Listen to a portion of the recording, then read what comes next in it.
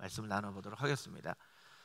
자, 우리가 한 5분만 복습을 해보면 좋을 것 같아요. 수요 성경 대학이기 때문에 이제 성경에 대해서 여러분 잘 기억 안 나셔도 괜찮아요. 이렇게 보면서 자꾸 생각하는 그런 능력을 키우시면 좋을 것 같아요. 우리가 이제 성경에 대해서 배우는 거잖아요. 성경. 우리가 왜 성경을 배워야만 하냐면 나 이만큼 알아, 나 많이 성경 읽었어, 그런 게 아니라 성경이 하나님을 믿는 믿음의 근거가 되기 때문입니다. 근거가. 믿음에는 대상과 근거가 중요하다고 했죠. 성경을 읽는 거는 우리가 성경을 아무리 많이 정말 창세기부터 요한계시록까지 다 외워도 하나님을 다 알 수는 없어요. 그렇죠? 하나님은 이 성경보다 훨씬 더 크신 분이시기 때문에 성경을 우리가 읽는 것은 이 성경을 근거로 하나님을 알고 믿기 위해서. 성경이 증거하는 하나님을 보니까 어떤 하나님으로 성경이 증거를 합니까? 창조주 하나님, 구원자 예수님, 도우시는 성령님, 이렇게 기록을 하고 있어요. 하나님께서 창조하시는 방법을 보니까 첫 번째, 하나님이 직접 창조하시는, 말씀으로 창조하시는 법이 있고, 인간을 통해서 창조하시는 법이 있고, 법을 통해서 창조하시는 법이 있다라는 거죠. 하나님이 어떤 이제 신학의 이론 가운데는 하나님이 천지 창조를 하시고 그 다음에는 자연스럽게 천지 창조가 그 법에 따라서 되어지도록 그냥 놔두셨다. 하나님의 창조는 천지 창조로부터 끝났다. 이런 이제 신학적인 이론도 있어요. 그런데 그렇지 않아요. 하나님은 지금도 창조하시는 거예요. 지금도 해를 떠오르시는 게 우리를 위해서 해를 뜨게 하시고 어느 곳에는 비를 내리시고 하나님께서 역사하시는 거예요. 하나님이 사람도 마찬가지잖아요. 아빠 엄마가 애 낳고 내가 이제 너 낳았으니까 내 할 일은 다 했다, 이제 알아서 커라, 이렇게 하지는 않잖아요. 마찬가지입니다. 그래서 창조주 하나님, 이 창조하시는 하나님이 있기 때문에 창조 안에는요 과학도 있고 또 성경 안에는 역사도 있고 또 문학도 있지만 이거는 이게 있지만 창조를 과학으로만 이해할 수는 없어요. 왜냐하면 창조는 우리를 사랑하셔서 이 천지 만물을 만드신 것이기 때문에 날도 우리를 위해서 창조하신 거예요. 그러니까 성경 안에는 과학도 있지만 과학으로 성경을 다 이해할 수는 없어요. 그렇게 우리가 이해를 하면 된다 말씀드렸죠. 그렇기 때문에 이 법을 이해하는 게 중요한데, 왜 법을 이해하는 것이 중요하냐면 이것이 이제 율법이 되기 때문이죠. 하나님께서 인간에게 율법을 주신 이유는 하나님의 창조의 역사를 이루어 가시기 위함이에요. 하나님께서 무엇을 창조하시려고 하시는 걸까요? 구원의 완성, 역사의 완성을 이루시기 위해서 법을 주시고 그 법대로 인간이 살아서 역사적으로 보면 과학적으로 보면 더 문명이 이렇게 훼손되는 것처럼 보이지만 영적으로 보면 모든 민족들에게 복음이 증거되어서 이제 끝이 오는 날들이 가까이 오는 그 역사의 구원을 완성하기 위해서 인간에게 법을 주시고 이 법을 잘 따라라 라고 말씀해 주시는 거예요. 이 법은 사실은 오늘 우리가 말씀으로 나눌 이제 언약이죠. 언약이 말로 혹은 글로 삶으로 이렇게 존재를 합니다. 이게 다 언약이에요. 그 중에 이제 말로 존재하는 것이 이제 언약이라고 할 수 있고 글로 존재하는 것이 이제 율법이라고 할 수 있겠죠.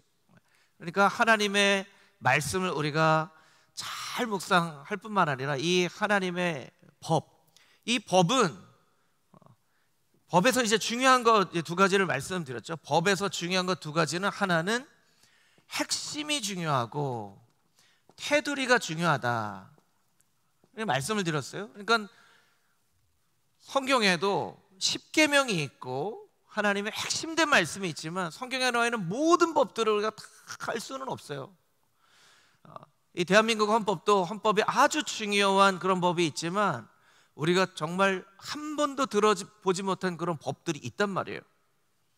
그러니까 그 법 안에서 제가 이제 뭘 하나 가져왔는데, 제가 보험이 한 보험이 하나 있어요. 그런데 그 보험사에서 이런 걸 보내왔어요. 여기에는 이제 뭐 아주 중요한, 제가 꼭 알아야 될 것만 이렇게 몇 개 있죠. 그런데 뭐도 보내왔냐면요, 이게 이 법에 대한 세부적인 내용이에요. 세부적인, 이렇게 많아요. 그래서 이 안에 보면 뭐 어떤 경우에 또 뭐 뇌출혈 진단에 대한 부분, 재해 장애에 대한 부분 막 이렇게 돼 있어요. 그러니까 제가 맺은 이 계약은 핵심적인 건 이거지만 전체 범위는 이거예요. 그럼 제가 이거를 다 어떻게 다 이걸 알 수는 없잖아요. 외울 수는 없잖아요. 그러니까 이게 이런 게 있지만 핵심적으로 이거 알아야 되는구나. 성경도 마찬가지입니다. 성경에 나와 있는 법을 우리가 다 할 수는 없어. 이런 법까지 있구나. 이거 우리를 괴롭게 하기 위해서 하나님 만드신 게 아니라 우리를 배려하기 위해서 만드신 거예요. 그래서 핵심과 테두리 사이에서 법은 딱딱하지 않고 유연하게. 그래서 법이라는 한자가 물이 가는 길은 직진, 우회전, 좌회전 이렇게 하지 않고 막 꼬불꼬불 가기도 하고 넓어졌다가 좁아지기도 하고 하잖아요. 이 법이라는 한자를 만든 사람이 정말 지혜로운 사람인 것 같아요. 이 굉장히 유연한 것을 법이라고 이야기를 했다는 것은 삶의 지혜가 있는 사람이죠. 왜 유연하게 되냐면 우리가 연약하기 때문에 그래요. 우리가 연약하기 때문에 우리가 연약하지 않고 우리가 정말 하나님의 말씀을 잘 지키려고 그렇게 하나님이 걱정하시지 않아도 잘 지키면 법이 이렇게 많을 필요가 없죠. 사실은 부모님이 잔소리를 많이 한다는 건요, 아이들이 잘하기 때문일까요? 못하기 때문일까요? 못하기 때문에 그렇죠. 저희 셋째 예준이가 아빠는 왜 이렇게 잔소리를 하냐고 그러더라고요. 그래서 네가 잘하면 잔소리를 안 하지. 아빠가 잔소리를 하니까 아니 네가 그래 서로 이제 싸우는데 왜 이렇게 잔소리를 하냐요. 뭐 방 치워라, 뭐 어떻게 해라. 제 마음은 잔소리 안 하게 좀 해라 하는 거죠. 하나님하고 우리와의 관계도 마찬가지예요. 그러니까 그것이 이제 유연하게 적용이 되어지는 것은 인간의 연약함 때문이다라는 것을 우리가 알면 좋다라는 것이죠. 오늘은 이 하나님의 법의 아주 최초의 모습인 이제 언약에 대해서 살펴보도록 하겠습니다. 제가 이제 뭐 보험 약관을 여러분들에게 보여드렸지만 뭔가를 약속을 하거나 계약을 하면 계약서가 중요하잖아요. 그렇죠? 계약서가 중요해요. 핸드폰도 뭐 이렇게 새롭게 해가지고 하면 핸드폰 한 달에 얼마씩 내셔야 되고요, 뭐 데이터는 얼마 쓰실 수 있고, 뭐를 하면 얼마가 할인되고 해요. 그리고 이제 저도 그런 걸 잘 못하는데 무슨 멤버십 하면 어디 파리 바게트 가면 몇 퍼센트를 뭐 할인을 받고, 어디 가면 뭐 할인을 받고, 이런 게 이제 대학생 애들은 아주 잘 이걸 알아요. 근데 저도 이게 잘 몰라요. 아마 우리 권사님, 장로님들은 아마 공감이 되실 거예요. 뭐가 뭔지를 몰라요. 텔레비전을 봐도요, 텔레비전에 뭐 뭘 볼 수 있고 뭘 볼 수 있고 한데 하는데 그걸 몰라요. 그냥 5번, 7번, 9번, 11번 그렇게 많이 보시죠. 그럼 마찬가지예요. 이 계약, 언약을 잘 알아야 돼요. 우리가 하나님의 말씀을 읽을 때 언약 이런 부분이 나오면 조금 더 관심을 가지고 우리가 볼 필요가 있다라는 거예요. 마치 집을, 차를, 핸드폰을 뭔가를 계약할 때 계약 조건을 아주 꼼꼼하게 살피는 것처럼 우리가 그렇게 볼 필요가 있다라는 거예요. 약속을 세 가지 관점에서 보도록 하겠습니다. 세 가지 관점. 히브리어의 말, 우리나라의 약속이라는 말, 영어의 promise, covenant라는 말, 그 히브리어에 보면요, 베리트라는 말에서 이제 약속이라는 말이 나오는데요, 이게 뜻이 재밌어요. 쪼갠다, 끊는다라는 뜻이에요. 왜 쪼갠다, 끊는다라는 뜻을 가지고 있냐면, 언약을 세울 때는 짐승을 가운데 두고 이 짐승을 갈라서 언약을 지키지 않으면 이렇게 될 거야, 이렇게 약속을 했다는 거예요. 그러니까 이제 구약의 약속은 굉장히 엄숙한 거죠. 약속 안 지키는 사람은 이렇게 될 거야. 동의해? 동의해. 동의해? 동의해. 그럼 이제 언약을 맺었어. 그러니까 구약의 약속은요, 말이나 글이 아니라 이 쪼개진 짐승. 우리는 이제 글로 되어 있는 계약서를 하는데, 구약은 쪼개진 짐승이 계약서이고 언약이라고 생각을 하시면 돼요. 구약은 이제 동등한 입장에서 계약을 맺기도 합니다. 사무엘상 같은 말씀을 보면 이제 동등한, 이제 오늘 우리가 읽은 그 말씀이죠. 이스라엘 백성들과 하나님께서 언약을 맺을 때, 혹은 뭔가 일방적인 계약이 맺혀지기도 해요. 에스겔 17장은요 바벨론과 이스라엘이 맺은 계약이에요. 바벨론과 이스라엘이 맺은 계약. 여호야긴 왕이 포로로 잡혀갔죠. 이스라엘이 힘이 없어요. 바벨론은 힘이 있어요. 여러분, 바벨론과 이스라엘이 계약을 맺었는데 이게 동등한 계약이 될 수 있겠습니까? 절대로 동등한 계약이 될 수 없겠죠. 이런 계약도 있어요. 또 하나는 하나님이 맺으시는 언약. 하나님이 맺으시는 언약은 이제 절대적으로 우리가 순종해야 되는 이런 이제 계약들이 히브리어의 베리트라는 말이에요. 두 번째, 우리나라 말은 약속이에요. 약속. 묵다라고 하는 뜻이죠. 굳은 다짐, 이런 거예요.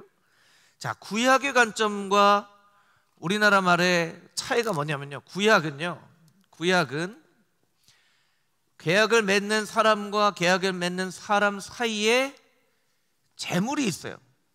재물을 보고 하는 거예요. 우리나라의 약속이라는 말은, 우리말 약속이라는 말은 이 사람과 이 사람이 직접 맺혀져요. 직접 묶여져 있는 거예요. 물론 의미가 비슷하지만 요 사이에 이 계약을 의미하는 그런 이 뭔가 가운데 중재라고 하기는 그렇고 가운데 어떤 매개체가 있구나. 이걸 여러분 잘 기억하시면 돼요.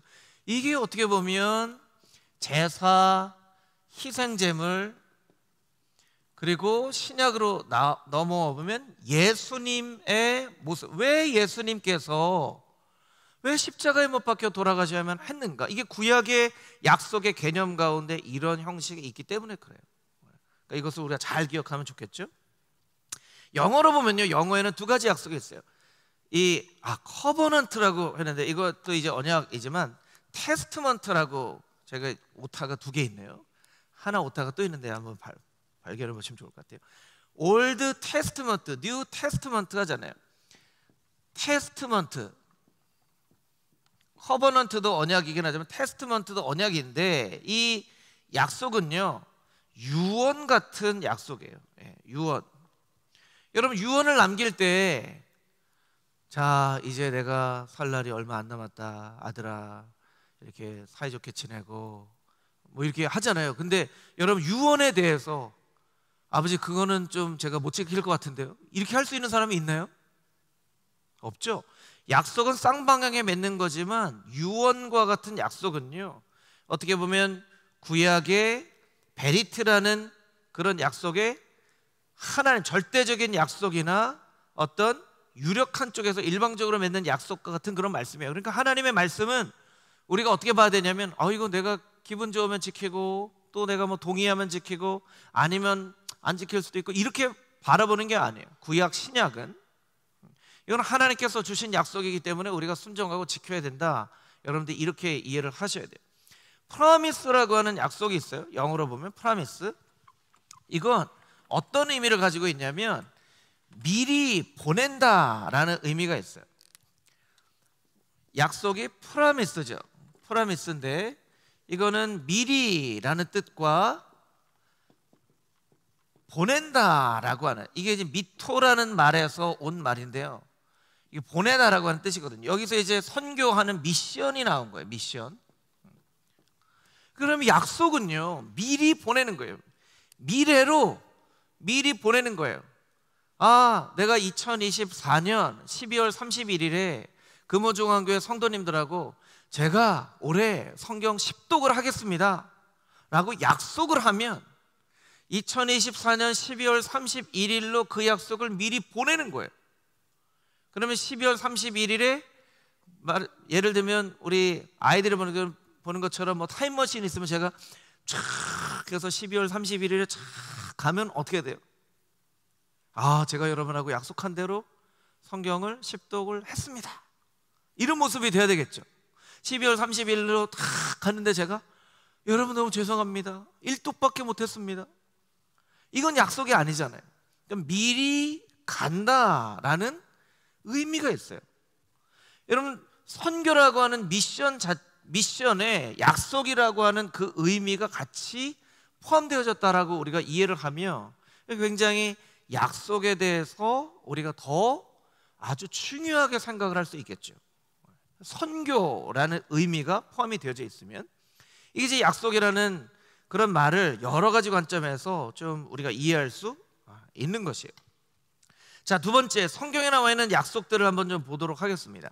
개인과 맺으시는 약속이 있고, 성경에는요 너무나 많은 약속들이 있어요. 너무나 많은 약속들이 있어요. 근데 그 약속들 중에서 아주 중요한 약속들만 제가 이렇게 조금 요약을 해봤어요. 개인과 맺는 약속, 첫 번째, 아담과 맺은 약속. 창세기 1장 몇 절 말씀이죠 이게요? 28절 말씀이죠. 28절 말씀. 우리 암송구절로 첫째 주에 창세기 1장 1절하고 1장 28절 암송했는데, 암송하실 수 있는 분들은 한번 암송해봐도 좋을 것 같아요. 하나님이 그들에게 복을 주시며, 같이 한번 읽어보겠습니다. 하나님이 그들에게 복을 주시며 하나님이 그들에게 이르시되 생육하고 번성하라, 땅에 충만하라, 땅을 정복하라, 바다의 물고기와 하늘의 새와 땅에 움직이는 모든 생물을 다스리라 하시니라. 창세기 1장 28절. 하나님께서 어떻게 약속을 맺으세요? 첫 번째, 복을 주세요. 여러분들 펜으로 복을 주시며에다가 이렇게 동그라미를 한번 해보시면 좋을 것 같아요. 약속을 맺으시는데 어떻게 약속을 맺으시냐면 먼저 복을 주세요. 아담하고 맺은 약속은 그래요. 그 다음에 사명을 주시죠. 생육하고 번성하고 땅을 정복하고 다스려라, 이렇게 사명을 주시죠. 두 번째, 노아와 맺은 언약인데요, 사실은 노아와 맺은 언약도 중요하지만 노아는요 없어도 될 사람이었어요 원래. 왜냐하면 인간이 죄를 많이 지어서 노아가 이렇게 역할을 한 거지, 인간이 죄를 그렇게 많이 짓지 않았더라면 노아가 이렇게 방주를 만들 필요가 없었던 거예요. 그러니까 노아는 중요한 역할을 한편으로는 했지만 약속의 관점으로 보면 우리가 아담, 아브람 이렇게 보는 경우들이 많아요. 노아의 약속도 한번 볼까요? 우리 같이 한번 8장 20절 21절 읽어보도록 하겠습니다.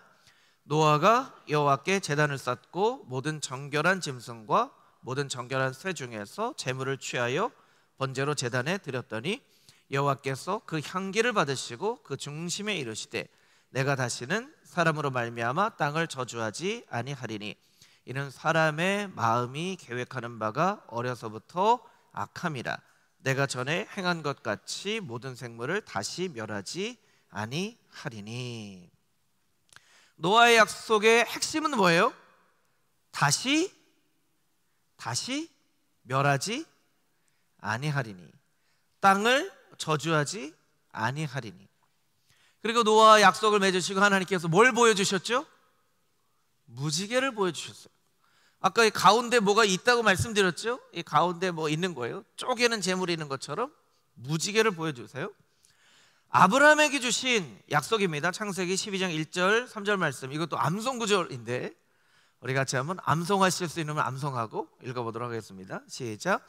여호와께서 아브라함에게 이르시되 너는 너의 고향과 친척과 아버지의 집을 떠나 내가 너에게 보여줄 땅으로 가라.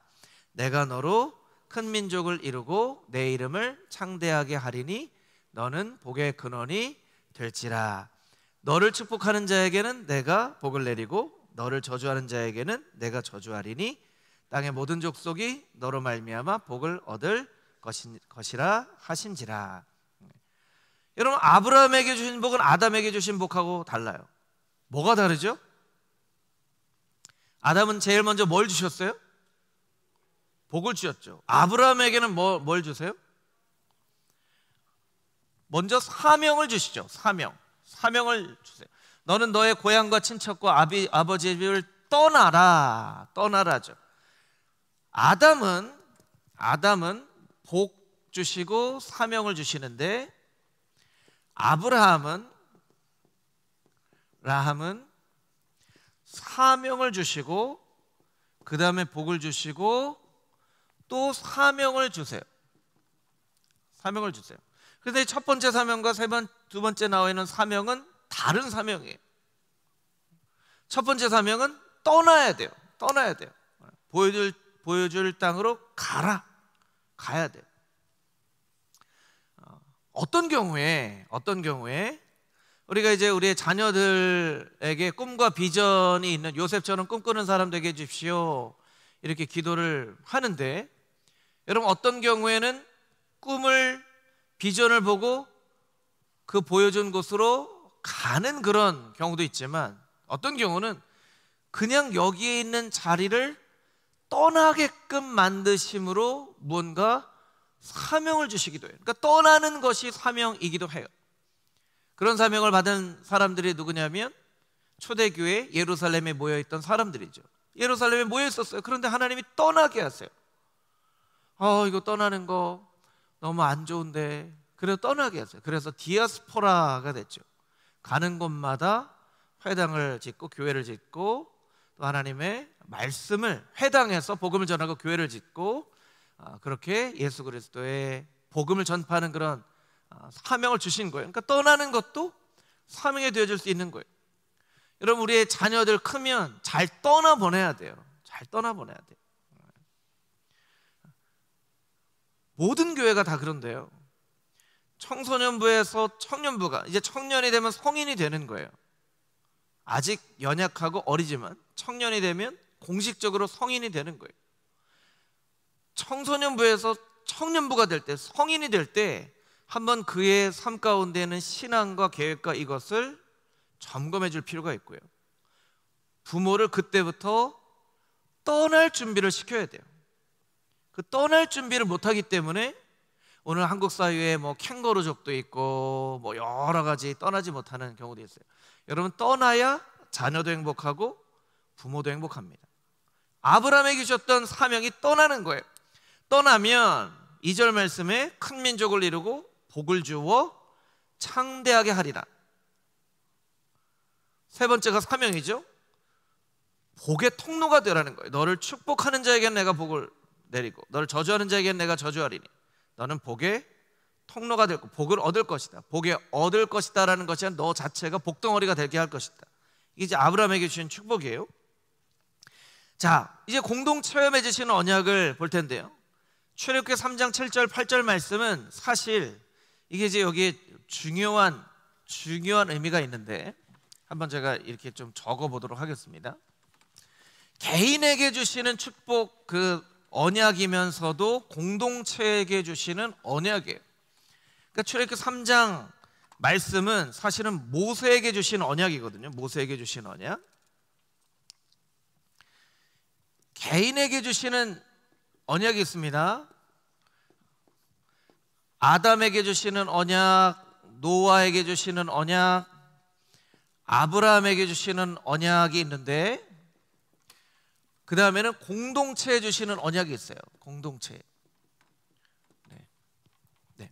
꽉 눌러야 그게 되는 거예요. 더 꽉 눌러야 됩니다. 더 꽉 눌러보세요. 네.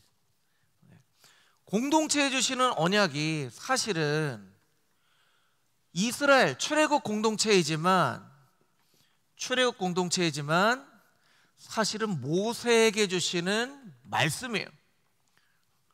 모세에게 주시는 말씀이기도 하고 공동체에게 주시는 말씀이기도 하고, 이렇게 오버랩이 되어져 있는, 이렇게 되어 있고 여기 교집합이 되어져 있는 이런 부분들이 있다라는 거예요. 우리 출애굽기 3장 7절 8절 말씀을 같이 한번 읽어보도록 하겠습니다. 시작.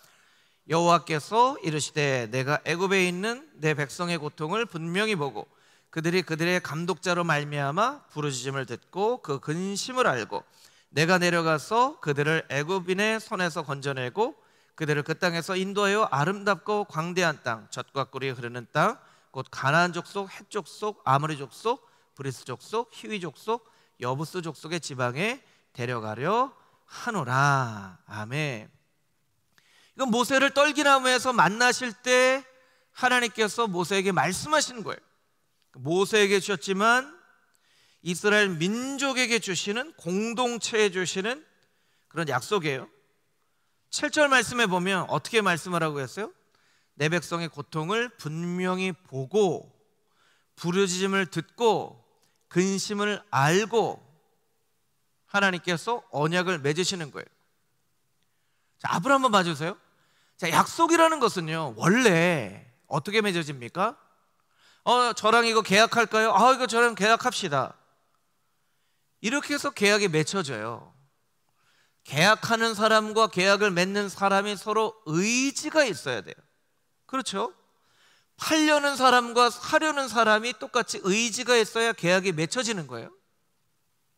근데 이스라엘 백성들과, 애굽에서 고생하는 이스라엘 백성들과 하나님의 맺은 언약은요, 이스라엘 백성들은 언약을 맺고 싶은 마음이나 의지가 전혀 없어요. 어떻게 했어요? 그냥 너무 힘듭니다. 너무 힘듭니다. 너무 힘듭니다까지도 못했을 수도 있어요. 너무 힘들어 죽겠다. 너무 힘들어 죽겠다. 그런데 하나님이 그 고통을 보시고 부르짖음을 듣고 근심을 알고 7절에 있는 것처럼 고통을 분명히 보고 내가 언약을 맺는다. 어떤 때는요, 하나님이요, 우리가 너무 힘들면 그냥 너무 힘든 그 상황을 보고 우리와 언약을 맺으시기도 한다는 거예요. 하나님, 저는 이거 언약 맺은 적 없는데요. 하나님, 저 이거 제가 언제 이거 했나요? 아니에요. 우리를 보시고 우리를 너무나도 잘 아시는 하나님께서 언약을 맺기도 하신다는 거예요. 어떻게 말씀하셨어요? 젖과 꿀이 흐르는 가나안 땅으로 데려갈 것이다. 하나님께서 그렇게 말씀해 주신다는 거예요. 자, 다음 장으로 한번 넘어가 볼까요? 다음 장으로. 그 다음에 이제 광야 공동체, 오늘 우리가 읽은 신명기 6장 말씀, 광야 공동체는 이제 두 가지를 봐야 돼요. 두 가지. 하나는 출애굽기 19장 20장 말씀, 또 하나는 오늘 말씀처럼 신명기 6장 3절에서 5절 말씀. 순서적으로 보면 출애굽기 말씀이 더 먼저 나와 있죠. 그러니까 그 밑에는 출애굽기 말씀을 먼저 같이 한번 읽어보도록 하겠습니다. 우리 출애굽기 19장 5절 6절 말씀 우리 같이 한번 읽어보도록 하겠습니다. 시작. 세계가 다 내게 속하였나니 너희가 내 말을 잘 듣고 내 언약을 지키면 너희는 모든 민족 중에서 내 소유가 되겠고 너희가 내게 대하여 제사장 나라가 되며 거룩한 백성이 되리라. 너는 이 말을 이스라엘 자손에게 전할지니라. 아멘. 이 말씀을 언약을 맺으시고 20장에 십계명을 주신 거예요. 자, 그 위에 있는 오늘 우리가 읽은 말씀 가운데 신명기 6장 3절에서 5절 말씀, 이 말씀도 같이 한번 읽어보겠습니다. 시작. 이스라엘아, 듣고 삼가 그것을 행하라. 그리하면 내가 복을 받고 내 조상들의 하나님 여호와께서 내게 허락하심 같이 젖과 꿀이 흐르는 땅에서 내가 크게 번성하리라. 이스라엘아, 들으라. 우리 하나님 여호와는 오직 유일한 여호와이시니 너는 마음을 다하고 뜻을 다하고 힘을 다하여 내 하나님 여호와를 사랑하라. 아멘.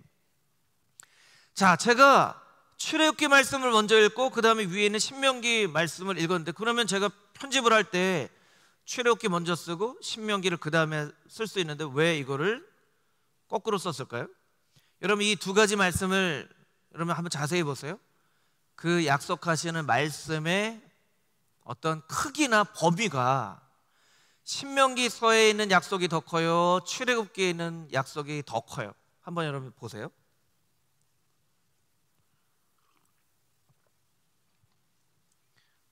한번 보세요. 신명기 6장 3절에서 5절 말씀을 쭉 한번 보고 출애굽기 19장 말씀을 쭉 보니까 이거 범위나 크기가 신명기가 커요, 출애굽기가 커요? 출애굽기가 훨씬 커요. 출애굽기는요, 모든 민족 중에서 내 소유가 되겠고, 모든 민족 중에서 제사장 나라가 되고, 모든 민족 중에서 훨씬 더 커요. 그러면 여러분 순서적으로 보면 창세기, 출애굽기, 레위기, 민수기, 신명기인데 출애굽기에는 이게 훨씬 더 커요. 자, 제가 지난주에 말씀드렸죠? 여러분 성경은요, 그냥 하나님이 모세 이제 창세기 다 썼지, 이제 레위기 시작한다, 이제 손 좀 풀고 이제 10분 뒤에 시작할 거야, 저 화장실 갔다 오고 내가 불러줄게, 이제 받아 적을 준비해, 이렇게 해서 기록한 게 아니에요.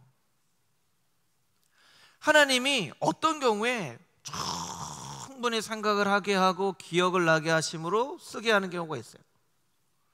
그러니까 말씀드렸던 것처럼 회막을 만들어라 하는 말씀이 출애굽기 35장에 처음 등장하는데 이미 33장에 보면 하나님께서 회막에서 모세와 이스라엘 백성들을 만나시고, 그럼 이걸 잘 이해를 못하면 이거 성경 잘못된 거 아니야? 틀린 거 아니야? 가짜 아니야? 35장에서 처음 회막을 만들라고 말씀하셨는데 어떻게 33장에 회막이 나오지? 이렇게 고민할 수 있지만 여러분 전혀 고민할 필요가 없어요. 왜냐하면 이 말씀은 충분히 경험한 많은 것들 중에서 하나님께서 이렇게 말씀하신 그대로 하기 때문에, 어떻게 보면 순서적으로는 출애굽기가 먼저 나왔지만 신명기는 광야에 태어난 이 세대들에게 여태까지 광야에서 겪은 모든 일들에 대해서 설명하는 부분이기 때문에 훨씬 더 이전에 있는 말씀을 기록할 수 있다는 거예요. 여러분 다 이해하셨죠? 그래서 성경에서 뭐가 이게 안 맞고 막 이렇게 고민하실 필요가 없는 거예요. 그래서 제가 순서적으로는 출애굽기가 먼저 나와야 되지만 약속의 크기로 보면 신명기보다 출애굽기가 훨씬 크기 때문에 출애굽기 말씀을 두 번째 적은 거예요. 여러분 약속은요 확장되기도 해요. 확장되기도 해요. 여러분 당연히 그렇겠죠. 아이들 클 때 보면요, 요거 이렇게 했는데 너무나 잘했어요. 사과 그려보자. 사과 잘 그렸어요. 야, 사과 잘 그렸어? 그러면 더 이렇게 바나나 한번 그려볼까? 바나나 확 그리면 이제 집 그려볼까? 이렇게 그림도 막 이렇게 아이들 수준에 따라서 달라지잖아요. 우리가 하나님의 약속의 말씀 잘 들으면 하나님께서 더 큰 확장된 언약을 또한 우리와 세우세요. 그리고 이걸 잘 지키면 더 큰 언약을 또 우리와 세우시기도 해요. 그러니까 하나님 언약 처음 딱 맺고, 사람과 사람이 하는 계약은요 이렇게 한번 딱 맺으면 그게 끝이에요. 그런데 하나님은 우리가 계약을 어떻게, 약속을 어떻게 지키느냐에 따라서 이렇게 크신 언약을 주시는 거예요. 그리고 여러분 하나님의 약속을 잘 지켜야 되겠죠. 더 크신 언약을 받기 위해서라도. 이게 이제 광야 공동체가 받은 언약이에요. 자, 세 번째, 이스라엘 백성들에게 오늘 우리가 약속한 말씀, 내가 가는 모든 곳에서 내가 너와 함께 있어. 이게 이제 다윗 언약이라고 하는 사무엘하 7장에는 말씀이에요. 우리는 7장 9절에 있는 말씀을 암송했죠. 10절, 12절에 있는 말씀 한번 읽어보도록 하겠습니다. 시작. 전에 내가 사사에게 명령하여 내 백성 이스라엘을 다스리던 때와 같이 아니하고 너를 모든 원수에게서 벗어나 편히 쉬게 하리라. 여호와가 또 내게 이르노니 여호와가 너를 위하여 집을 짓고 내 수완이 차서 내 조상들과 함께 누울 때에 내가 내 몸에서 날 내 씨를 내 뒤에 세워 그의 나라를 견고하게 하리라. 11절에 나와 있는 집을 짓는다는 것은요 집이 아니에요. 나라를 의미합니다. 나라를 의미해요. 그러니까 여기 이제 집을 짓고 이게 다윗한테 집 져 주신다는 말씀이구나 이렇게 이해하면 잘못된 거예요. 나라를 세우신다는 거예요. 아까 이제 법도 말씀을 드렸지만 너무나 재미난 게요, 성경하고 한문하고 이렇게 어떻게 보면 비슷한 게 있어요. 이게 이제 뭐 한문이지만 중국의 역사이기도 하지만 수신제가 후 치국 평천하 이런 말이 있잖아요. 그때도 수신제가 할 때 그 가가 집이 아니에요. 그것도 나라예요. 작은 나라. 그러니까 작은 나라를 세우고, 먼저 몸을 다스리고 나서는 작은 나라를 세우고 그다음 천하를 평화롭게 한다 이런 말이에요. 여기에도 이제 집을 짓는다는 것은 나라를 의미하죠. 자, 그 다음에 네 번째, 바벨론 포로기 언약이 있는데, 노아의 언약 어떻게 설명드렸죠? 노아의 언약은 없었으면 더 좋을 언약이다. 인간이 죄를 지어서 노아와 언약을 맺으신 거예요. 포로기 언약도 마찬가지예요. 포로기 언약도 이스라엘 백성들이 죄를 안 짓고 순종했으면 이렇게 바벨론 포로로 갈 필요가 없어요. 자, 예레미야 29장 10절에 있는 말씀 여러분 같이 한번 읽어주시면 좋겠습니다. 시작.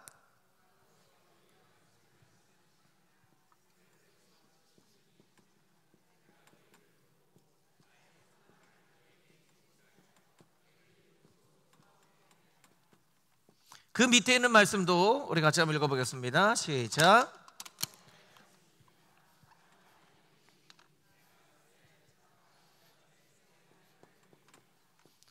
네, 여러분들 이렇게 보시면 노아의 언약도 사실은 없으면 더 좋았을 언약이고, 포로기 언약도 사실은 없었으면 좋을 언약이에요. 그런데 이 밑에 예레미야에게 뭐라고 말씀하시냐면 이스라엘 집과 유다의 집에 새 언약을 맺으리라. 새 언약이요, 포로기 때도 나오고요, 신약 시대에 넘어가 보면 예수님께서 주시는 언약을 새 언약이라고 해요. 그러니까 여러분들이 이제 새 언약이라는 말이 나오면 포로기 때 처음 나오고 그 다음에 신약 시대에 나온다는 거예요. 여기 이제 오버랩이 되는 부분이 있죠.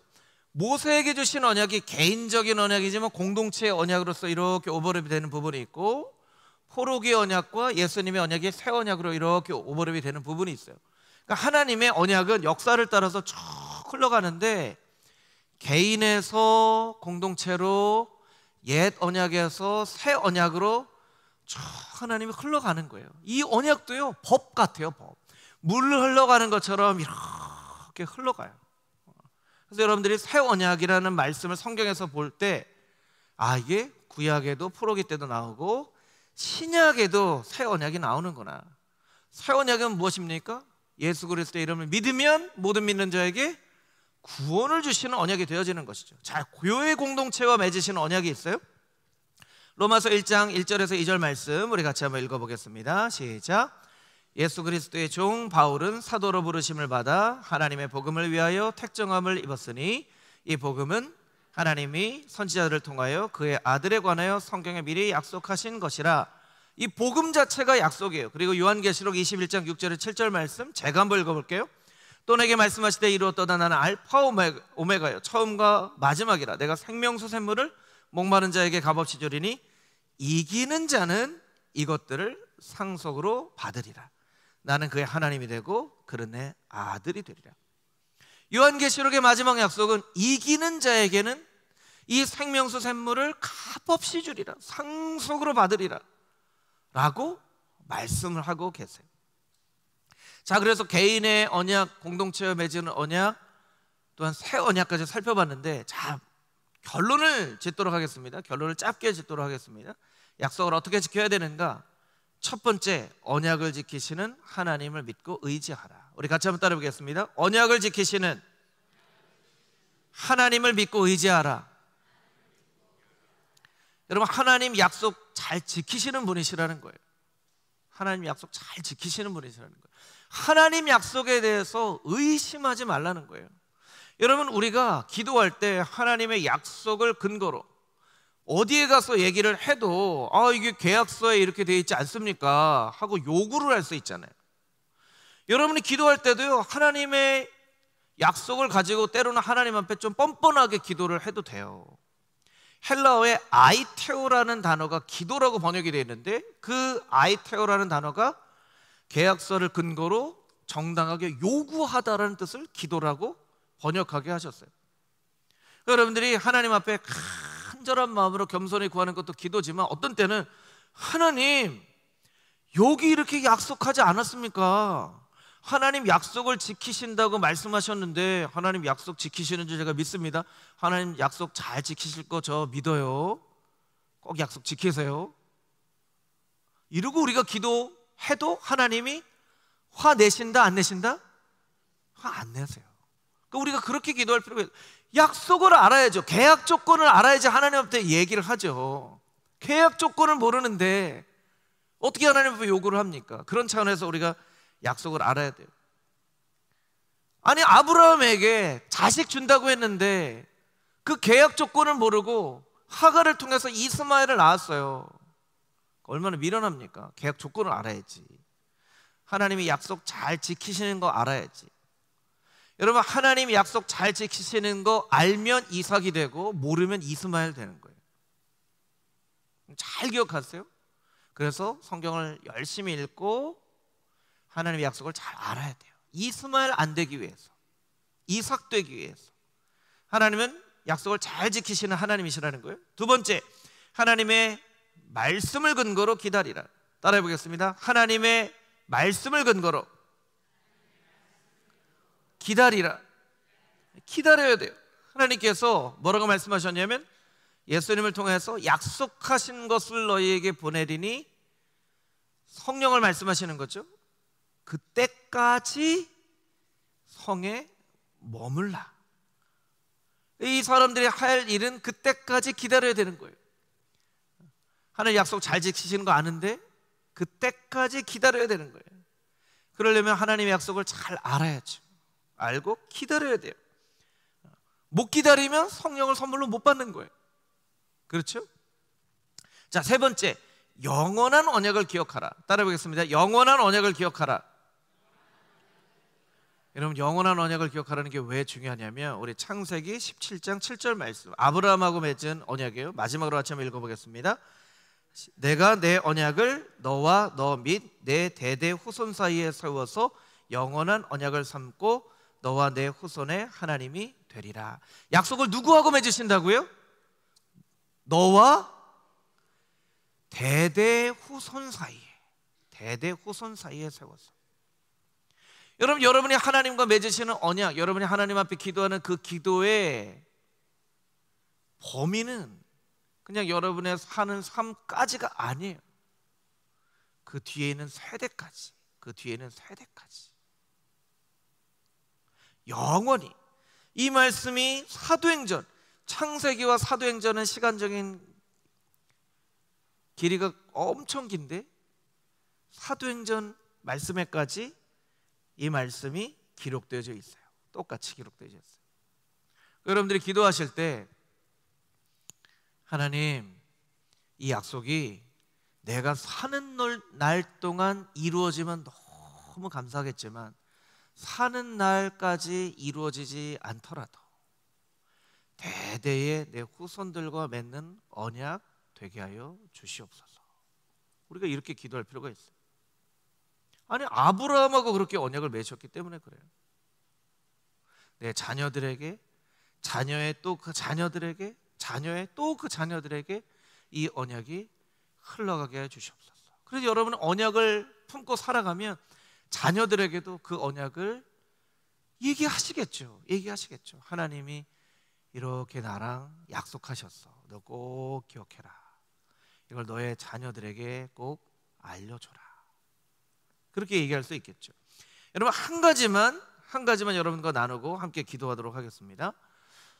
왜 이 말씀을 개인과 맺은 언약과 공동체와 맺은 언약으로 나누냐면 하나님의 역사가 그래요. 개인과 언약을 맺으시지만 사실은 이스라엘이 민족이 된 이후로부터는 다윗과 맺은 언약도 이스라엘과 맺은 공동체가 언약이 되고 모세와 맺은 언약도 이스라엘 공동체와 맺은 언약이 되는 거예요. 여러분, 우리가 기도해야 될 제목이 한 가지 있는데, 여러분, 금호중앙교회와 하나님이 맺으신 언약, 금호중앙교회의 비전은 무엇입니까? 성경의 근거대로 하면 여러분 한 사람 한 사람하고도 약속을 맺으시지만 금호중앙교회하고도 약속을 맺으시는 하나님이시거든요. 금호중앙교회에 주신 약속과 비전이 뭐예요, 여러분?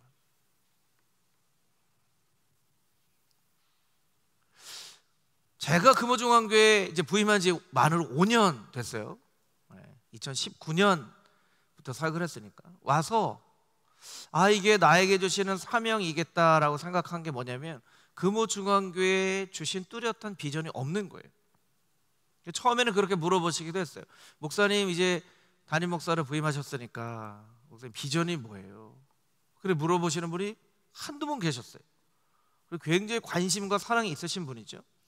비전은 하나님이 주시는 거여서 이건 제가 그냥 이거 비전입니다 이렇게 말할 수 있는 게 아닙니다. 그래서 제가 어떤 생각했냐면, 하나님 첫 번째 6년간 하나님 앞에 기도하고 성도님들과 같이 이런 비전을 조금 만들어가면 좋겠습니다. 여러분 교회를 보면요, 사실은 교회 이름에 비전이 담겨 있는 경우가 많아요. 금호 중앙교회잖아요. 옛날 교회는요, 역사가 한 50년 이상 되는 교회는요, 교회 이름 가운데 중앙 들어간 이름이 많고요. 또 뭐가 많을까요? 제일 들어간 게 많아요. 우리는 중앙이 되거나 제일이 되거나, 이게 이제 마음에 담긴 거예요. 그 당시의 상황은 정말 그런 꿈이 있거든요. 그래서 교회 지역마다 그런 지역 이름 나오고, 제일교회나 중앙교회. 그리고 그 다음에 이렇게 정말 비전이나 이런 사명에 대한 중요성을 알게 되면서부터는 어떤 이름의 교회가 생겨나기 시작하면요, 온누리 교회. 여러분 온누리 교회는 딱 이름만 봐도 뭐 하는 교회 같으세요? 선교하는 교회 같죠. 지구촌 교회, 뭐 하는 교회 비전이 있는 것 같으세요? 이것도 선교하는 교회죠. 사랑의 교회, 우리는 정말 사랑으로 공동체를 만들겠습니다. 이제 이런 교회 이름들의 비전을 가지고 태어난단 말이에요. 그리고 그 다음 세대가 될 때는 그 비전을 앞에 세우기도 해요. 높은 뜻 숭이교회, 이런 높은 뜻이라고 하는 거룩한 빛 광성교회. 우리는 세상에 거룩한 빛이 되겠습니다. 맑은 샘 광천교회. 이게 여러분 듣기 좋으라고 하는 게 아니에요. 교회 이름을 지을 때는요, 정말 오랫동안 기도하고 짓는 거예요. 그리고 그 이름에 따라 비전을 세우기도 하고, 그 교회가 가지고 있는 어떤 특별한 사명을 받기도 합니다. 그래서 교회에 들어가 보면 우리 교회 비전은 이렇습니다 라고 이렇게 비전 선언문이 잘 되어져 있는 그런 교회들도 있고, 그렇지 않은 교회도 있고, 이게 정말 비전 선언문인지 아니면 어디서 좋은 얘기 이렇게 쭉 써놓은 건지가 조금 약간 갸우뚱하는 그런 교회들도 있어요. 제가 여러분에게 왜 그런 말씀 드리냐면, 여러분 하나님께서 공동체 가운데 비전을 주실, 언약을 주실 때 다윗을 사용하시고 모세를 사용하시지만, 이스라엘 민족들과 나라와 백성과 언약을 맺히기 때문에요. 여러분 금호 중앙교회가 품어야 될 하나님의 뜻, 언약, 비전을 우리 교회 공동체 가운데 알게 하여 주시옵소서 라고 여러분들이 함께 기도하는 것이 필요해요. 물론 교회는 어떤 비전과 약속도 필요하지만, 교회가 있어야 될 많은 부분들, 말씀, 예배, 양육, 선교, 봉사 다 필요하지만, 그 교회가 그곳에 존재해야 하는 이유가 분명히 있거든요. 여러분 이스라엘 공동체 가운데 하나님께서 언약을 주셨다는 것을 여러분 꼭 기억하시고, 함께 하나님 금호중앙 공동체 가운데 하나님께서 꿈을 주시고 비전을 주시옵소서. 이거 여러분 같이 함께 기도해 나갔으면 좋겠어요. 저는 성경 암송도 하고, 말씀 성경 대학도 하고, 또 금요 성령 집회도 하면서 어떤 생각을 하냐면, 어느 날 우리가 정말 생각하지 않았던, 미처 예상하지 못했던 어느 날 하나님의 말씀이 이곳에서 선포되는 가운데 마가의 다락방처럼 성령의 불이 한 사람 한 사람에게 임하여서 정말 우리가 뜨겁게 하나님의 성령을 체험하고 기도하고, 성경에 약속하신 대로 기도할 때 병든 사람도 막 낫게 되고, 예언도 하고 방언도 하고, 꿈이 없었던 사람에게 꿈이 생겨지고, 끊어졌던 관계들이 회복되어지고, 이런 놀라운 역사가 금호중앙교회에 분명히 나타나리라고 저는 생각을 합니다. 그것이 왜냐하면 성경에 기록되어져 있는 역사이기 때문에 그래요. 비전도 마찬가지예요. 우리가 함께 기도하고 할 때 어느 날 모든 성도들이 함께 우리의 교회 가운데 하나님께서 주신 꿈과 언약은 이것입니다 하면, 모든 성도들이 맞아. 사실은 과거에 글로 존재하지 않았지만 과거에 우리의 선배들도 이것을 위해서 열심히 기도했어 라고 그렇게 한 마음이 되게 하시는 그 약속을 주시는 날이 분명히 오게 되리라고 믿어요. 여러분 그것을 위해서 이스라엘 공동체 가운데 하나님께서 언약을 주신 것처럼 금호중앙 공동체 가운데 하나님께서 약속을 주시고 꿈을 주시고 비전을 주시도록 우리가 한 마음으로 함께 기도하는 그런 금호중앙교회 모든 성도님들이 다 되시기를 주님의 이름으로 축복합니다.